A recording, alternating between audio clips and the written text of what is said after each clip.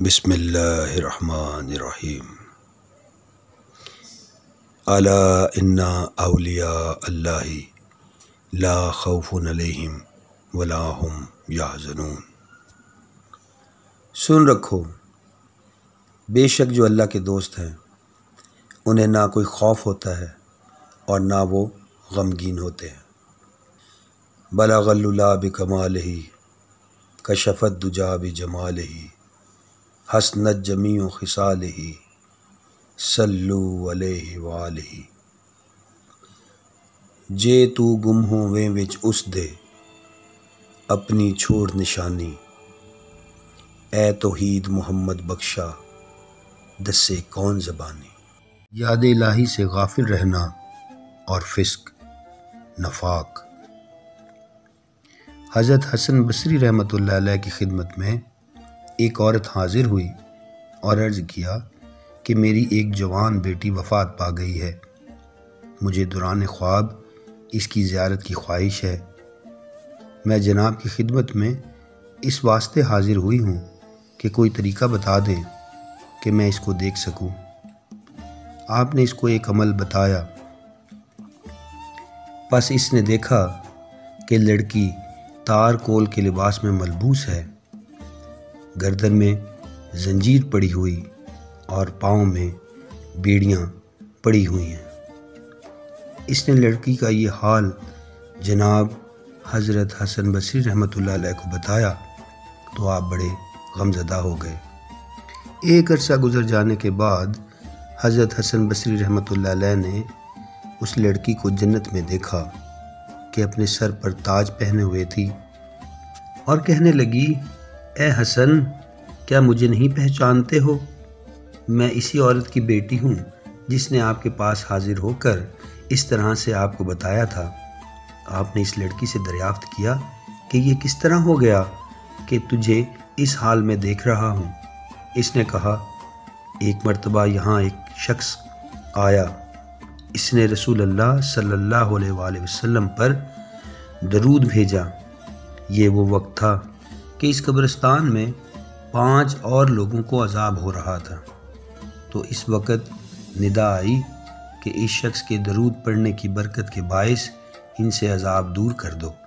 یہاں قابل غور نقطہ یہ ہے کہ اس ایک شخص نے درود شریف پڑھا، پھر ایک مرتبہ تو اس قدر برکت ہوئی کہ جسے وہ پہنچا وہ مغفرت پا گیا، اور جو شخص 50 برس کا عرصہ درود شریف پڑھتا رہے تو کیا پھر وہ رسول اللہ صلی اللہ علیہ وآلہ وسلم کی شفاعت سے محروم رہ سکتا ہے؟ ارشاد باری تعالیٰ ہے، وَلَا تَكُونُوا كَالَّذِينَ نَسُوا اللَّهَ، اور مانند اس کے مت ہو جاؤ جو اللہ تعالیٰ کو بھلا بیٹھے، یعنی فاسق لوگ جو اللہ تعالیٰ کے احکام پر عمل نہیں کرتے تھے اور احکام الہی کی مخالفت میں عمل پیرا تھے، وہ دنیاوی شہوات و لذات میں غرق ہوئے۔ جب رسول اللہ صلی اللہ علیہ وآلہ وسلم سے پہچان پوچھی کہ مسلمان اور منافق میں کیا فرق ہے، تو آپ صلی اللہ علیہ وآلہ وسلم نے ارشاد فرمایا، مومن کا کام ہے کہ نماز روزہ میں مشغول رہے، اور منافق خورد و نوش میں مشغول رہتا ہے، وہ نماز اور عبادت ترک کیے ہوئے ہوتا ہے، اور مومن صدقہ کیا کرتا ہے اور اللہ تعالیٰ سے معافی کا خواستگار رہتا ہے، جبکہ منافق حرص اور امیری میں مبتلا رہتا ہے۔ مومن بجز اللہ تعالیٰ کے کسی سے بلکہ ہر کسی سے نامید ہوتا ہے، جبکہ منافق بجز اللہ تعالیٰ کے ہر ایک سے امید لگائے رہتا ہے۔ مومن شخص اپنا دین بچاتا ہے اور اپنا مال آگے بھیجتا رہتا ہے۔ مومن کے دل میں کسی کا خوف نہیں ہوتا سوائے اللہ تعالیٰ کے، اور منافق ہر ایک سے ڈرتا ہے سوائے اللہ تعالیٰ کے۔ مومن شخص نیک عمل کرنے کے باوجود روتا ہے، منافق شخص برائی کرنے کے باوجود ہنستا ہے۔ مومن خلوت پسند ہوتا ہے، منافق ہجوم کو پسند کرتا ہے۔ مخلوق کو چاہتا ہے، مومن کھیتی کرتا ہے اور خرابی کا خوف ہوتا ہے، منافق کھیتی کو برباد کرتا ہے، اس کے باوجود کھیتی کاٹنے کی امید رکھتا ہے۔ مومن اپنے دین کے لیے اور اصلاح کے واسطے اوامر و نواہی کرتا رہتا ہے، جبکہ منافق شخص اقتدار کے واسطے فساد کرتا اور امر و نہی کرتا ہے۔ وہ برائی کا حکم کرتا ہے اور نیک کام کرنے سے روکتا ہے۔ سورہ توبہ میں اللہ تعالیٰ ارشاد فرماتا ہے، منافق مرد اور منافق عورتیں ایک دوسرے سے ہیں، وہ برائی کا حکم کرتے ہیں، نیکی سے منع کرتے ہیں، وہ اپنے ہاتھوں کو بند کرتے ہیں، اللہ تعالیٰ کو بھول جاتے ہیں، اللہ تعالیٰ ان کو بھلا دیتا ہے۔ تحقیق منافق ہی فاسق لوگ ہیں۔ منافق مردوں اور منافق عورتوں اور کفار کے واسطے اللہ تعالیٰ نے جہنم کو تیار کیا ہوا ہے اور وہ اس میں ہمیشہ رہیں گے۔ یہ کافی ہوگا ان کے واسطے، اللہ تعالیٰ نے ان پر لعنت کی اور ان کے واسطے ہمیشہ کا عذاب ہے۔ سورہ نساء میں اللہ تعالیٰ ارشاد فرماتا ہے، ان اللہ جامع المنافقین والکافرین فی جہنم جمیعا۔ ترجمہ، بے شک اللہ تعالیٰ تمام منافقوں اور کافروں کو دوزخ میں اکٹھا کرنے والا ہے، یعنی اگر ان کی موت کفر اور نفاق کے حال ہی میں ہوگی تو انہیں اللہ تعالیٰ دوزخ میں جمع کرے گا۔ یہاں اول ذکر منافقین ہے، وجہ یہ ہے کہ وہ کافروں سے زیادہ برے ہیں اور ان تمام کا انجام جہنم ہوا۔ اللہ تعالیٰ نے ارشاد فرمایا، بے شک منافق لوگ دوزخ میں سب سے نچلے درجے میں ہوں گے اور ہرگز کوئی مدد کرنے والا ان کے لیے نہ ہوگا۔ لغت کے اعتبار سے منافق کا لفظ جنگلی چوہے کے بل سے نکلا ہے۔ کہا جاتا ہے کہ جنگلی چوہے کا سوراخ 2 سوراخ بل پر مشتمل ہوتا ہے، ایک کو نفاقہ کہتے ہیں اور دوسرے کو کاسہا کہا جاتا ہے۔ وہ خود کو ایک میں ظاہر کرتا ہے مگر دوسرے سوراخ سے نکل جایا کرتا ہے۔ یہی وجہ ہے کہ منافق کو منافق کہا جاتا ہے کہ وہ خود کو مسلمان ظاہر کرتے ہوئے اسلام سے نکل جاتا ہے اور کفر کی طرف چلا جاتا ہے۔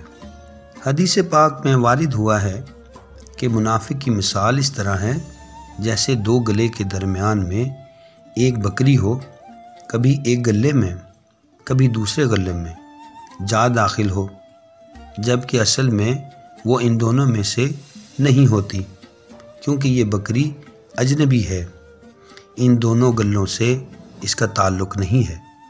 یہی حال منافق کا ہے، وہ پوری طرح اہل اسلام کے ساتھ نہیں رہتا، نہ ہی وہ پوری طور پر کافروں کے ساتھ ہوتا ہے۔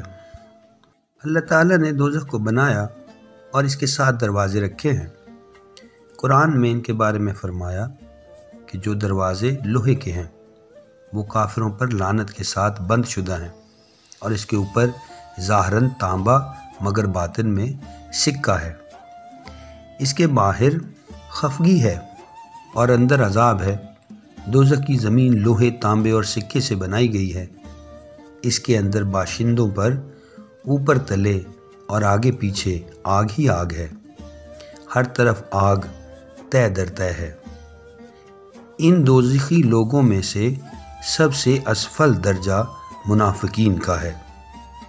رسول اللہ صلی اللہ علیہ وآلہ وسلم کی خدمت میں حضرت جبریل علیہ السلام حاضر ہوئے تو آن حضرت صلی اللہ علیہ وآلہ وسلم نے فرمایا، اے جبریل، جہنم کی آگ اور اس کی تمازت و حرارت کے متعلق بتاؤ۔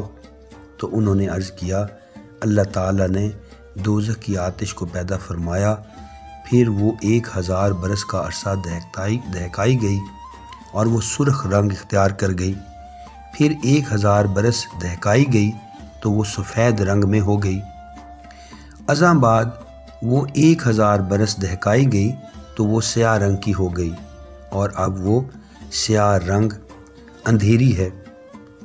مجھے قسم ہے اس ذات کی جس نے آپ کو حق کے ساتھ نبی بنا کر بھیجا کہ اہل زمین کے سامنے اگر اہل جہنم کا کوئی کپڑا نمودار ہو جائے تو زمین پر موجود جملہ مخلوق ہلاک ہو جائیں، اور اگر اس زمین کے تمام پانی میں دوزخ کے پانی کا ایک ڈول انڈیل دیا جائے تو ان کے پینے والا ہر شخص مرتا چلا جائے، اور دوزخ کی زنجیر جو قرآن پاک میں مرکوز ہے، اگر ایک ہی زنجیر زمین کے پہاڑ پر رکھ دی جائے تو وہ تمام پگھل جائیں۔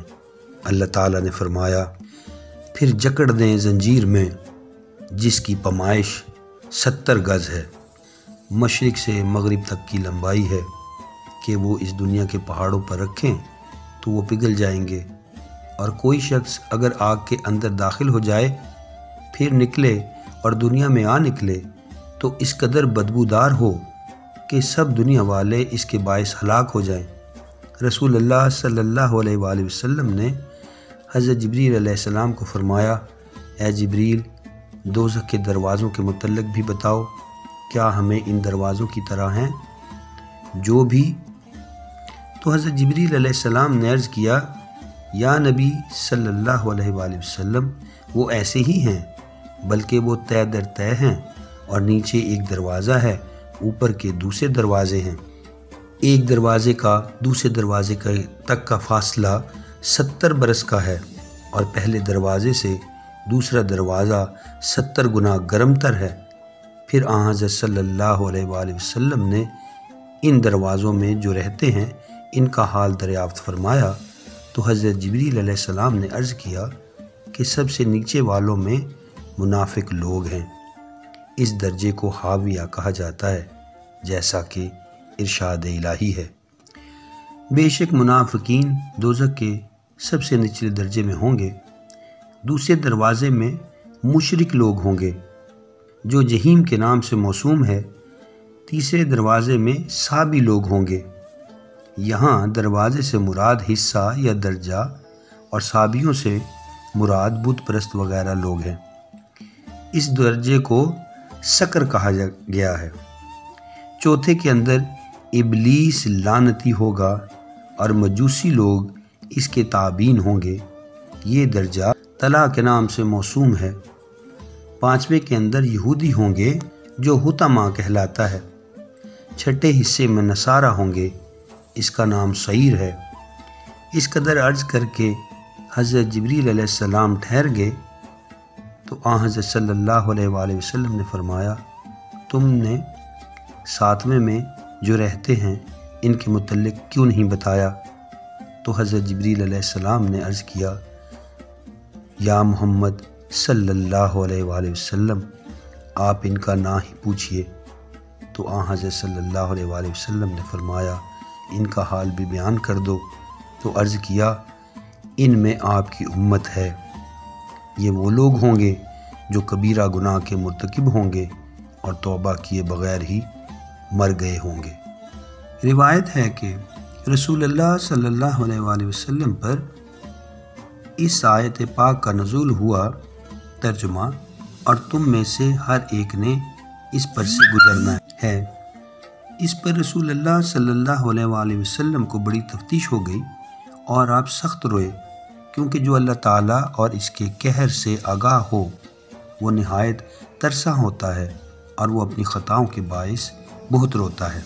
اس خطرناک مقام کو دیکھنے سے پہلے ہی اپنا پردہ کھل جانے اور منظم اعلیٰ کے روبرو پیش کیے جانے اور دوزخ کا حکم صادر ہونے سے قبل ہی وہ روتا رہتا ہے۔ بڑی تعداد ان بوڑھے اشخاص کی ہے جن کو جہنم سے ندا آتی ہے کہ تیرے بڑھاپے پر افسوس ہے، اور کتنے جوان لوگ ہیں جن کو جہنم سے آواز آ رہی ہے کہ تباہ ہو تیری جوانی۔ کتنی عورتیں جن کو یوں ندا آتی ہے دوزخ سے کہ ضلالت اور بربادی ہو تمہارے لیے۔ ان کا حال اس طرح ہوگا کہ ان کے چہرے سیاہ ہو جائیں گے، کمر ٹوٹ جائے گی، ان میں سے کوئی بڑا ایسا نہ ہوگا جس کی کوئی عزت ہو، نہ ہی کسی چھوٹے پر رحم ہوگا، اور ان کی عورتوں کو بھی پردہ پوشی نہیں کی جائے گی۔